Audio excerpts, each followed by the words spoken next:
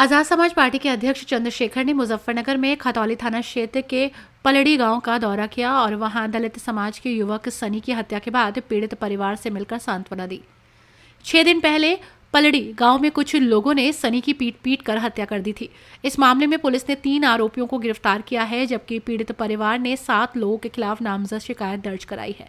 चंद्रशेखर आजाद ने घटना पर एक गहरी चिंता जताई और कहा कि इस प्रकार के हमले दलित समाज के खिलाफ बढ़ते उत्पीड़न का हिस्सा है।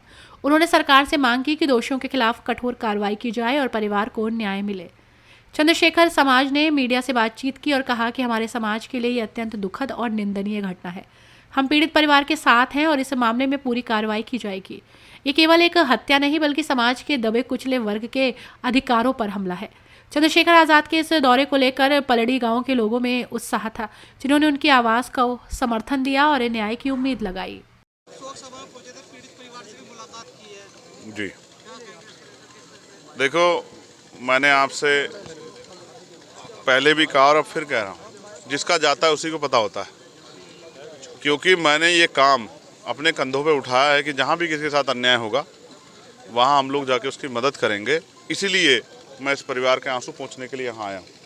लेकिन अभी तो मदद में बहुत कुछ है। मेरे अधिकारियों से बात हुई है कि जो दोषी हैं उन पर कार्रवाई हो, उनकी गिरफ्तारी हो। और इस परिवार को, क्योंकि उत्तर प्रदेश में ये हो रहा है कई जगह पे, जिन परिवारों के साथ अन्याय हुआ है, जिनके कमाने वाले लोग हैं, उनकी सरकार ने मदद की है। तो इस परिवार के लिए पूरे समाज ने, यहाँ के किसान समाज ने, कमेरे समाज ने ये मांग रखी है कि इस परिवार को कम से कम 1 करोड़ रुपए का मुआवजा और एक सरकारी नौकरी मिलनी चाहिए।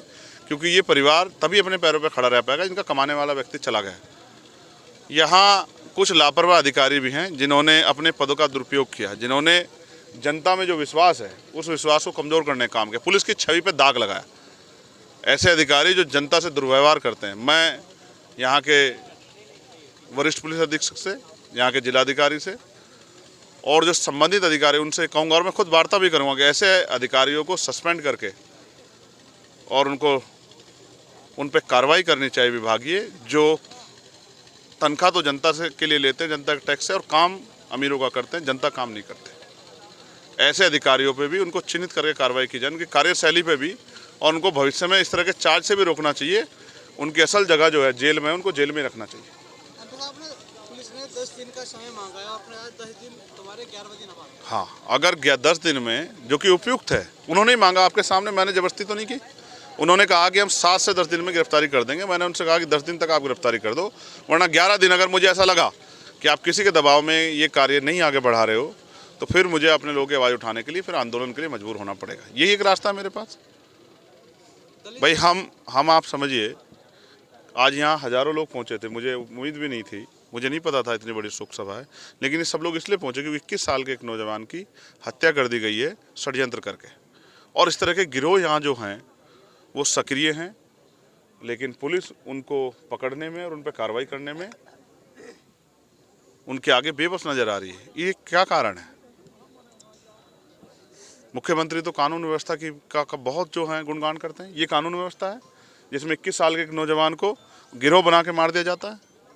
इसका जवाब भी सरकार को देना पड़ेगा।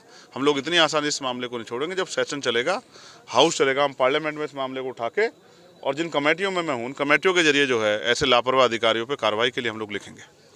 एमपी साहब, अभी आपने ये भी कहा जो मुकदमे लिखे गए हैं दलित समाज के लोगों पे, उन पे भी विचार किया जाए। बिल्कुल होना चाहिए। जिन लोगों का चला गया उन्हीं पे मुकदमे लगा के, और अगर आप उनको सड़ाना चाहते हो तो इससे स्पष्ट होता है कि आप उनको न्याय नहीं दे सकते हो। क्योंकि मैं पहली बार नहीं कह रहा हूँ, मैंने देखा है कि जब कई इस तरह की घटनाएं होती तो गोलियां तक चल जाती है उसके आक्रोश में। लेकिन फिर भी समाज ने बहुत धैर्य दिखाया, मैं उनके लिए उनके धैर्य का धन्यवाद देता हूँ। और पुलिस को चाहिए था, उनके व्यवहार से भी गुस्सा पैदा हुआ है, उनको अच्छा व्यवहार करना चाहिए था। एमपी साहब ने बिहार के छात्रों की बात की है जो उन पर लाठीचार्ज किया गया है। शर्मनाक है पुलिस का ये रवैया बिहार में, और बिहार सरकार के आदेश पे शर्मनाक है। उन्होंने देश के भविष्य पे, प्रदेश के भविष्य पे लाठी चलाने का काम किया। कभी इसी पुलिस के कर्मचारियों ने, जबकि मैं पुलिस के बाद सबसे मजबूत से उठाता हूँ, हाउस से लेके और कमेटियों में भी इन्हीं पुलिस के कर्मचारियों ने भी कभी कंपटीशन दिए होंगे। ये भी रात रात पर जाके सड़कों पर रह के पेपर देने गए होंगे। आज उन बच्चों पे जब अन्याय कर रही है सरकार, उनकी आवाज़ बनने की जगह उन पर लाठी चलाना, मैं इनमें ज़्यादा पुलिस का दोष इसलिए नहीं दे पा रहा हूँ बिहार में, क्योंकि सरकार की मर्जी से हो रहा है। इस सरकार को जनता सबक सिखाने का काम करेगी। एमपी साहब, संभल है, संभल में एक जो चौकी की ज़मीन है उसको लेकर विवाद हो रहा है, वक्फ की ज़मीन बताई जा रही है। असदुद्दीन जी ने भी इस पर ट्वीट किया था, उसको लेकर क्या कहेंगे? अब ये आप लोग संभल जाके देखो क्या हो रहा है। हर न्यूज अपडेट के लिए डिस्क्रिप्शन बॉक्स में दिए हुए लिंक से ज्वाइन करें रॉयल बुलेटिन का व्हाट्सएप ग्रुप और पाएं हर खबर सबसे पहले अपने व्हाट्सएप पर। अपने आसपास की खबरों के लिए सब्सक्राइब करें रॉयल बुलेटिन और इस वीडियो पर कमेंट के जरिए अपनी राय देना ना भूलें।